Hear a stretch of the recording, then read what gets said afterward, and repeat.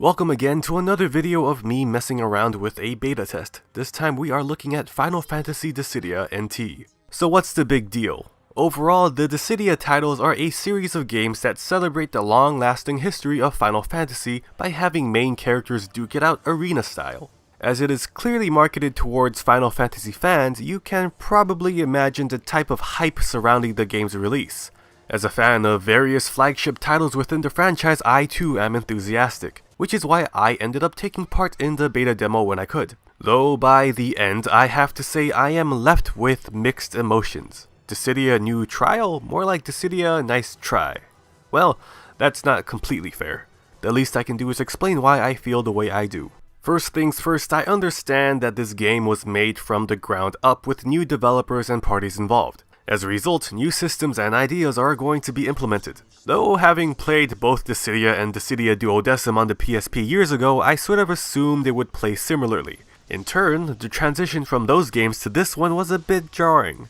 Visually no, but on a technical level yes. So the visuals, stunning, fresh, crisp. Definitely the level of flair I expect from a Final Fantasy involved title. If there's a quality that I expect nowadays from FF, it's flashiness. Ethereal lighting, crystal-based themes, and explosive impacts are abundant. Heck, having Square Enix and Koei Tecmo combined guarantees quite a lot in terms of visuals. That, plus iconic music and seeing these characters in updated glory helped ignite that fanboy spark. Looking past the graphical portions, let's get right into the gameplay. Compared to the older Dissidia titles, NT is now focused on 3 vs 3 battles rather than 1v1. Let me tell ya, shit got confusing real fast. Like, my initial run with the tutorial and battles felt like my senses were bombarded non-stop with visual and audio cues. The combat itself isn't anything too difficult to understand. You have 2 different point meters, Brave points and HP. You accumulate Brave points using Brave attacks, and the accumulated Brave points are expended upon landing an HP attack to knock out foes. You can also get help from summons to deal Brave damage after acquiring enough meter from smashing summoning cores. Simple. Well, simple enough before you throw in the extra variables of 6 players on the battlefield. You see, there are 2 main modes, a simple elimination style battle and a battle where you have to destroy a crystal protected by the enemy team. I much prefer the elimination style matches simply because there is less to focus on. Why? Because targeting in this game doesn't seem very efficient for some reason. In the elimination matches, you simply have to focus on 3 variables in the form of the enemy team. 4 at most if you include a summoning core. Targeting between the 3 enemies at a reasonable distance isn't too difficult, but moments after a match begins, well, everyone does their own thing.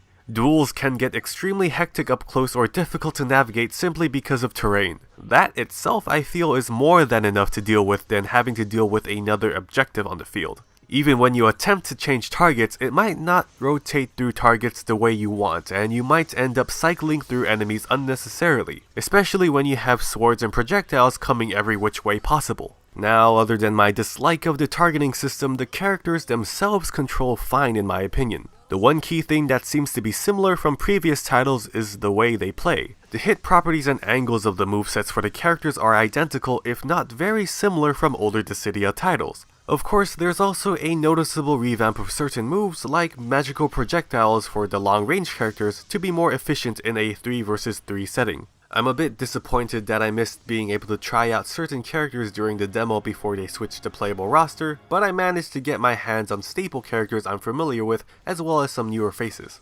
In battle, combat feels smooth, with movement and attacks feeling like they flow reasonably. Not only do attacks feel like they come out efficiently, but they are also able to be punished accordingly if used without tact. I find this to be a nice balance, as this prevents non-stop infinite volleys. Most of the time you will spend the match trying to read and preempt enemy movements to gain an upper hand for you and your allies. Like most arena-based fighters, turtling and going on the defense is a rather efficient strategy. You also have to consider the new class system in which every character is assigned a specialized role. For example, assassins can close gaps, while marksmen can keep enemies away more efficiently. Some roles even come with skills like vanguards that force you to only target them. It adds another level of strategy when considering your placement and role in battles.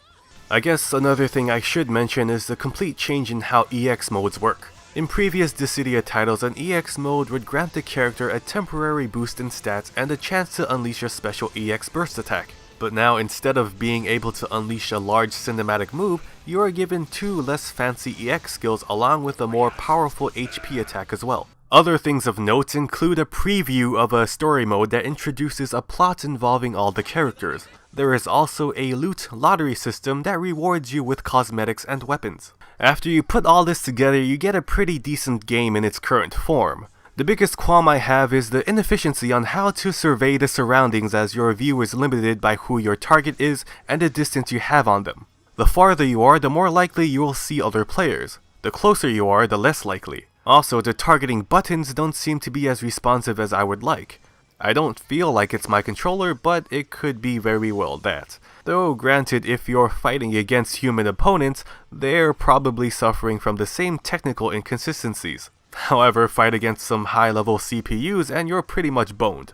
Aside from those things, battles are fun and things can get intense fast. The combination of flash and fun make for some heated battles that can go either way, where momentum can turn instantly. Like I said, it's the beta, so I'm sure changes are bound to happen before the full release. It doesn't feel completely polished yet, but we'll just have to see afterwards. With these thoughts in mind, this is ZMW signing off. Goodbye.